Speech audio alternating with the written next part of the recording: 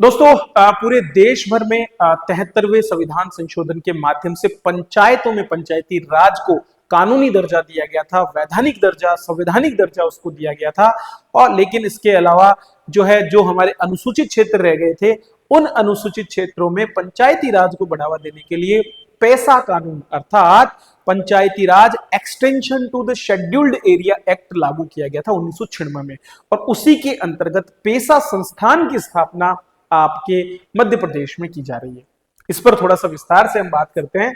तो अब आदिवासियों के उत्थान के लिए मध्य प्रदेश में राष्ट्रीय पेशा उत्कृष्टता संस्थान बनाने की तैयारी की जा रही है। ये सेंटर आपके मध्य प्रदेश, छत्तीसगढ़ और राजस्थान जैसे पास के जो जिले हैं, आदिवासी बाहुल्य जो जिले हैं, उनमें काम करेगा, फोकस करते हुए आगे बढ़ेगा। पैसा एक्ट की बात करें तो मैंने बता दिया है आपको पैसा एक्ट के बारे में, और आगे बताऊंगा। मध्य प्रदेश इसको लागू करने में अव्वल है। हालांकि ओडिशा और झारखंड में आज भी राज्य के स्तर पे कोई पैसा एक्ट लागू नहीं किया गया है। ड्राफ्ट बन चुका है। बाकी 8 राज्य हैं, आंध्र प्रदेश, छत्तीसगढ़, हिमाचल प्रदेश, महाराष्ट्र, राजस्थान, गुजरात और तेलंगाना। इन सभी में पैसा एक्ट को लागू भी किया जा चुका है और वर्तमान में ये काम भी कर रहा है।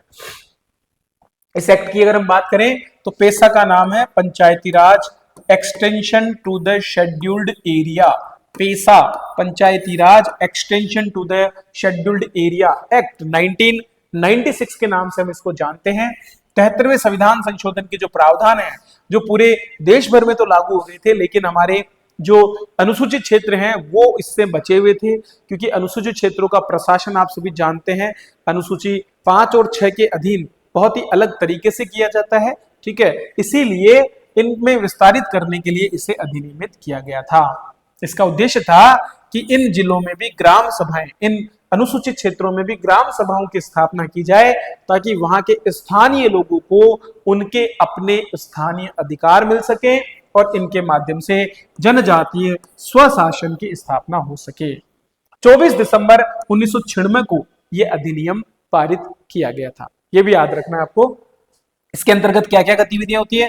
ग्राम सभा का सशक्तिकरण करना, स्वशासन और भागीदारी को बढ़ाना, उनकी अपनी जो भी परंपराएं हैं तो वो अपनी खुद की परंपराओं के साथ जीवन जीते हैं, और उनको ये छूट सरकार की तरफ से मिलती है कि किसी तरह का इंटरफेयर उनके सामान्य जनजीवन में ना किया जाए।